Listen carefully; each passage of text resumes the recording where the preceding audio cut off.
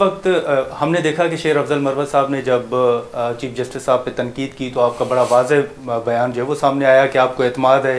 फिर आपने media talk में भी कहा कि आप तवक्को रखते हैं कि फ़ैसला आपके हक़ में आएगा। लेकिन हमने देखा कि फ़ैसला आने के बाद आपके बयान में भी हमने देखा कि आपने वाज़ेह तौर पर कहा कि ये फ़ैसला आपके ख़िलाफ़ है, नहीं होना चाहिए था। अब पीटीआई क्या कादी फ़ायज़ ईसा साहब से इंसाफ की तवक्को रखती है?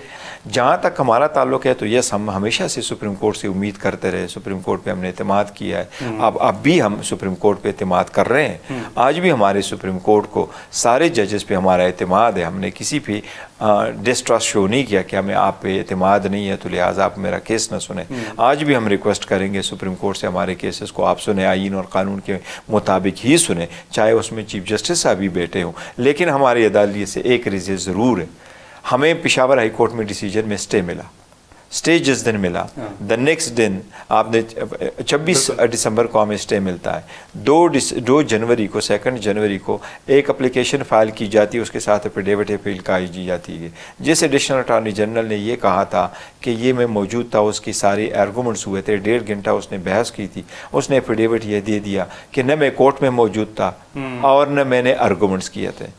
सुप्रीम कोर्ट और हाई कोर्ट को भी ये देखना चाहिए कि ये कौन कर रहा है, क्या हुआ है कि एक एडिशनल अटॉर्नी जनरल इतना बड़ी स्टेटमेंट दे रहा है कि मैं न था और न मौजूद है, और कोर्ट कह रही है कि ये एक्स पार्टी ऑर्डर है, हमें करते। हमारी भी अदालत से कुछ तवक्कुआत है और हम उनको कह रहे हैं कि आप 14 बंदों की एक पेज की पिटीशन लेकर के इतनी थारोली आपने देखा जितना कि आपने डायरेक्ट विडिक का केस नहीं देखा था। तो आज आप इसको कहते हैं आपने इलेक्शन नहीं कराया, तो आपने हमें इतनी बड़ी सज़ा दी, इतनी बड़ी सज़ा आपने दी।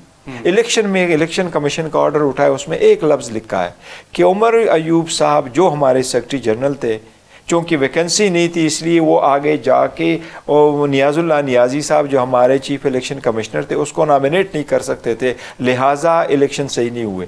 1 मिनट के लिए मान लो, ये गलत बात है, लेकिन 1 मिनट के लिए इस बात को मान लो, क्या इस बात पे आप डिक्लेयर कर सकते हैं कि इलेक्शन नहीं हुए? हमारा सारा प्रोसेस पूरे दुनिया के सामने था, थ्रू आउट में टिकर और स्टिकर चलते रहे और लोग वीडियो दिखाते रहे, सब कुछ हुआ इतने ओपनली। हमें ओपन इलेक्शन की सज़ा दी गई, जबकि 175 पार्टी की सीक्रेट इलेक्शन पे भी कुछ नहीं कहा नहीं। तो आपको इसके पीछे किसी का हाथ लगता है, या आपको लगता है कि ये कानूनी तौर पर फैसला है, या आपको लगता है कि नहीं किसी का नहीं? मैं किसी का, मैं जो सुप्रीम कोर्ट से मेरा शिकवा है और बड़ा सीरियस शिकवा है, और एज ए लॉयर में मैं उससे शिकवा करता हूँ।